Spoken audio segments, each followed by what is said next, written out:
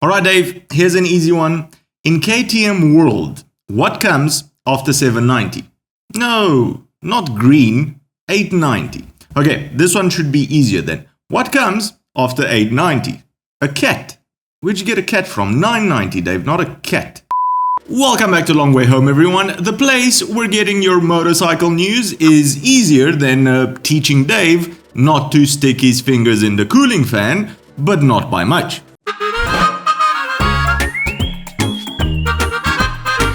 KTM doesn't even bother anymore with camouflaging their test mules or actually riding them on closed tracks far from prying eyes. No. Fully uncovered and on public roads seems to be what the cool kids do nowadays, which is great for us since we get a proper look at their upcoming 990 Duke. So if you're into this kind of thing, stick around.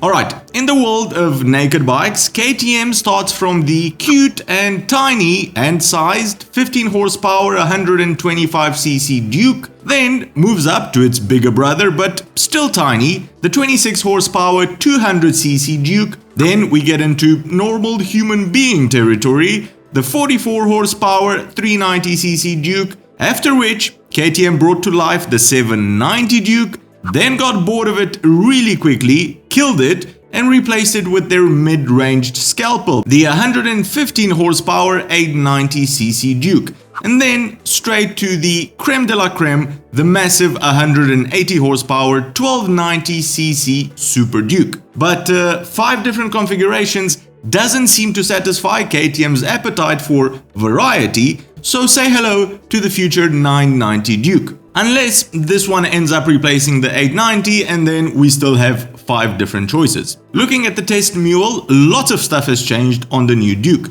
The only thing that it seems to have in common with the 890 Duke is that front headlight, which I know a lot of you absolutely adore.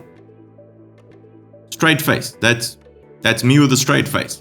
The good news is that if KTM has gone through such trouble for a good old redesign, they're not just doing it for the Duke. So we'll most probably see a KTM 990 Adventure model as well, and we all know there is no such thing as too many adventure bikes. Now, future motorcycle restrictions, especially in Europe, will concentrate a lot more on the noise output of the bike. In the rear, we can see quite a large exhaust with a huge collector underneath. The radiator as well has gotten a boost in size, and while this looks like overkill for just 100 cc's more, it could indicate that the new engine could come with water jackets, which should help a lot with deafening out its noise. The 890 Duke puts out 115 horsepower, and while obviously no power figures are out yet for the 990, 130-ish horsepower should be the lucky number here. Moving on, other visible changes are a redesigned chassis and swing arm, both to handle more power from the engine, house the new larger exhaust system, and maybe tweak the geometry and ergonomics of the bike as well. You see,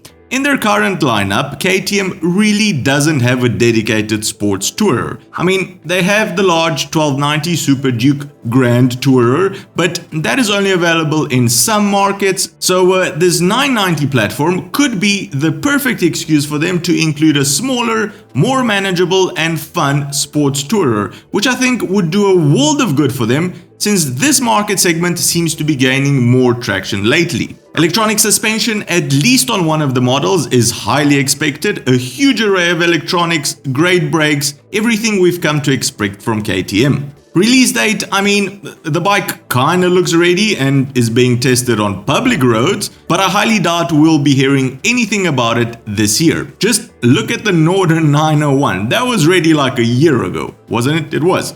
Where is it? Just poof. Maybe end of this year, just fingers crossed. Alright, so in conclusion, if the 990 ends up replacing the 890, which it might since it seems like quite a big redesign and there isn't much capacity difference between the 890 and the 990, there will be a huge gap in their naked lineup. It will jump straight from the small 390 platform to a much larger 990, leaving a perfect gap open for a brand new 690 Duke. then KTM will have all of their bases covered until they get bored again and kill some of them off. So in the end, what I'm most excited about in today's show is obviously an adventure version built on the 990 platform, as long as they keep the weight down, and a sports tourer sounds like quite a bit of fun as well. But why don't you drop down in the comment section below and let us all know, if you're the KTM Duke kind of rider, what engine capacity would be perfect for you and why? From the tiny 125 all the way up to the massive 1290. Let us know below. Well, that's the show for today, everyone. If you've enjoyed it, give it a big thumbs up. And if you think you've learned something new, consider subscribing or becoming one of our Patreons to help us make more of these shows. Cheers, and I'll see you on the next one.